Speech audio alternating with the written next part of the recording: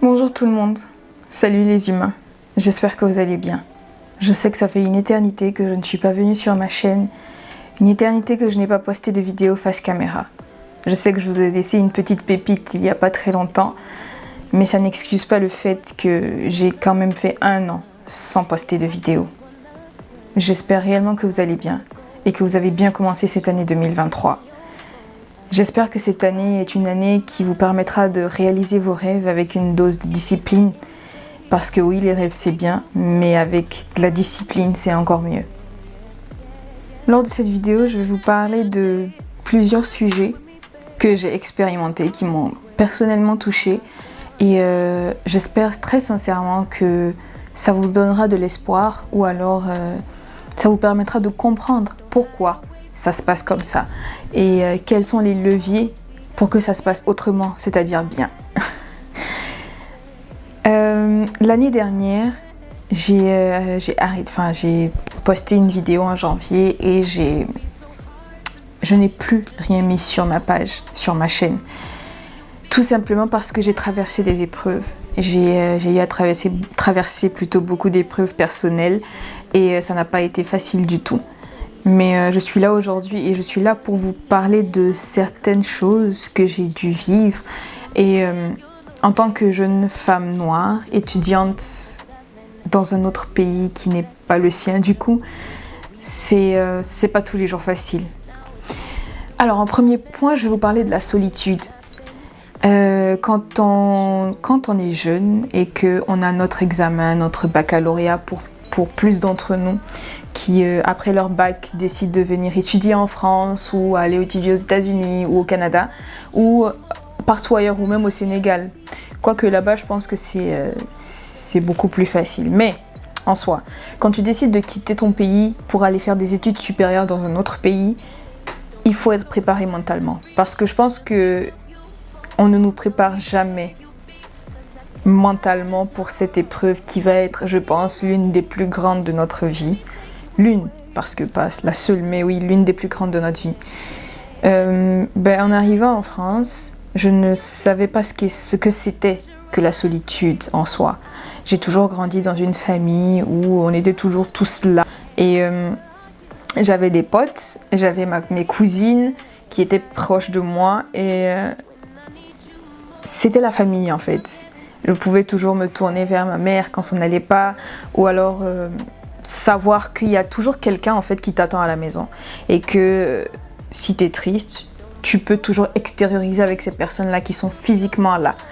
Et quand tu te rends compte que ici en France ou ailleurs, quand tu es étudiante et que tu vis seule, quand tu te rends compte que tu es seule et que tu es face à toi-même, face à tes pensées, face à tes démons entre guillemets, c'est pas facile du tout. Donc j'avais déjà du mal à accepter ma propre compagnie et j'ai eu des problèmes, on va dire, j'ai eu de l'acné.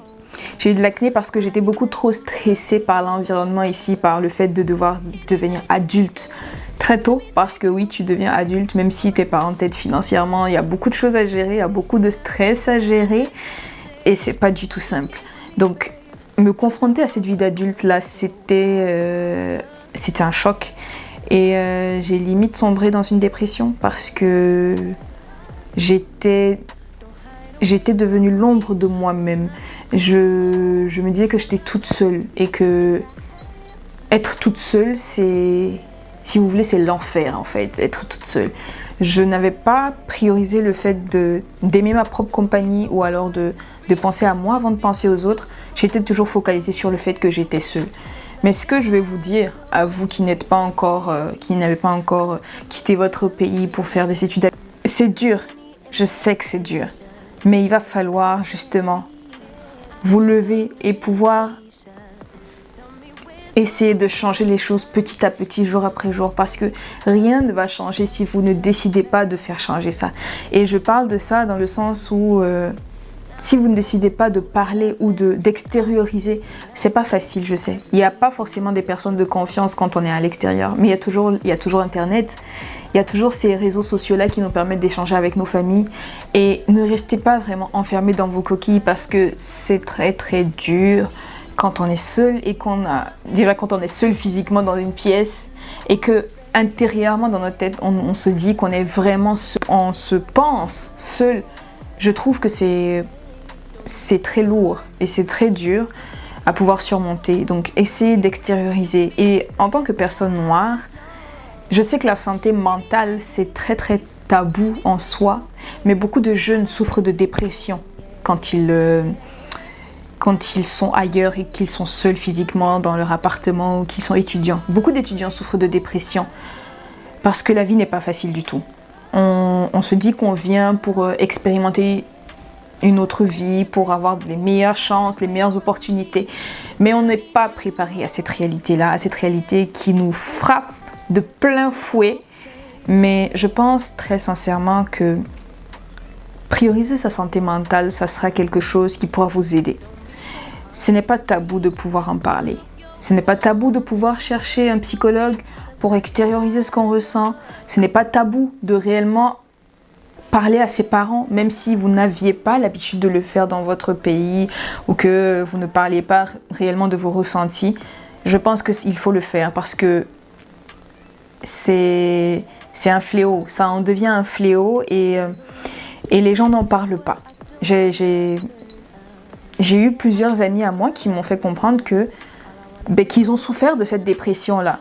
Mais tout le monde sourit, tout le monde se regarde et on n'en parle pas, on ne se dit pas. Donc chacun souffre en silence et voilà quoi, on essaie de survivre et on n'est pas heureux en soi.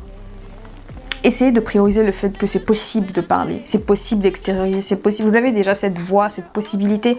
Par exemple, moi je suis en France et j'ai, avec toutes les aides possibles, j'ai l'opportunité de voir une psychologue qui est sans frais. C'est gratuit en fait. Donc, je pense que tout simplement, c'est possible de parler. Et c'est pas parce que vous extériorisez que ça veut dire que vous êtes fou. Parce qu'effectivement, le tabou de la santé mentale en Afrique, c'est quoi? C'est le fait que quand on va parler à quelqu'un, quand on se confie ou quand on confie nos problèmes à quelqu'un, oui, on a peur du qu'en dira-t-on, de ce que les gens pensent. Alors que c'est nous qui comptons. C'est notre vie qui compte, c'est notre avenir qui compte, c'est notre santé psychologique qui compte. On a trop tendance à mettre ça de côté et c'est très dangereux. Donc pour le fin mot de l'histoire, je vous dirais juste que quand vous vous sentez seul, il est important de pouvoir en parler. Il est important de pouvoir localiser ces personnes-là de confiance qui sont autour de vous. Même si c'est une seule personne, c'est tant mieux d'ailleurs. C'est très mieux quand c'est un cercle très restreint. Donc priorisez ce cercle de personnes-là et parlez-en, extériorisez vos sentiments. Il y aura toujours quelqu'un qui sera là pour vous, même si c'est à l'autre bout du monde. L'essentiel, c'est que vous puissiez extérioriser. Numéro 2. Alors, ce que j'ai aussi appris, c'est que là, c'est ma 3e année en France et j'ai compris que on pouvait toujours se réorienter. C'est-à-dire qu'on a peut-être un rêve, quand on est lycéen ou quand on passe le bac, on se dit oui, je veux faire ça, et on en est convaincu. Sauf que quand on se confronte à la réalité et à tout ce qui entrave notre chemin, on se dit qu'on est foutu, on est fichu et que rien ne peut changer et que c'est fini pour nous. Alors, j'ai vécu cette phase. Et je dois vous dire que c'était pas du tout une phase très agréable, jusqu'à ce que je me rende compte de ce que je veux faire réellement dans la vie. Et ça n'a pas été facile. J'ai dû discuter avec des conseillères, oui, parce que c'était une femme, des femmes, du coup, des conseillères d'orientation. J'ai discuté avec des personnes qui sont déjà passées par certains parcours. Et je me suis rendu compte de ce que je voulais faire. Je me suis rendu compte que j'adorais parler, j'adorais m'exprimer, parler de faits de société. Ma passion, et depuis toujours. J'ai toujours aimé m'exprimer devant un public ou alors débattre par rapport à un sujet. J'ai toujours aimé ça. Mais je ne suis pas du tout déçue de ce que j'ai fait, du parcours que j'ai abattu.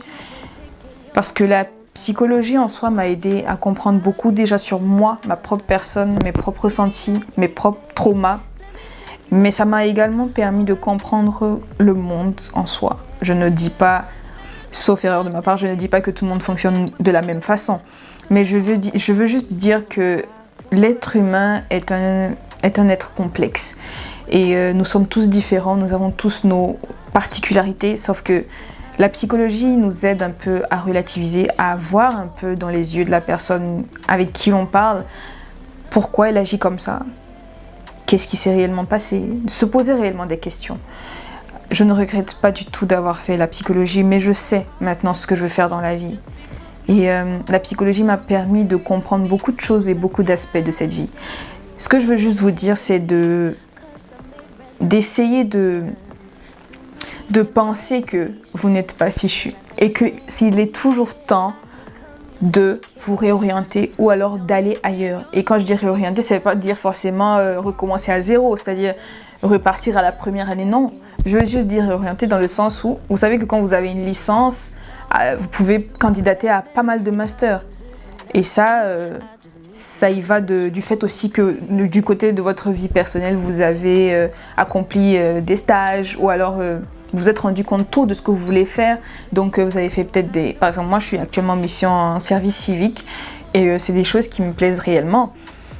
Et j'accomplis du coup des missions qui me plaisent réellement et je pense que ça va fortement me servir dans ma candidature pour les masters. Et je pense que c'est ça. On ne nous apprend pas réellement à être dégourdis.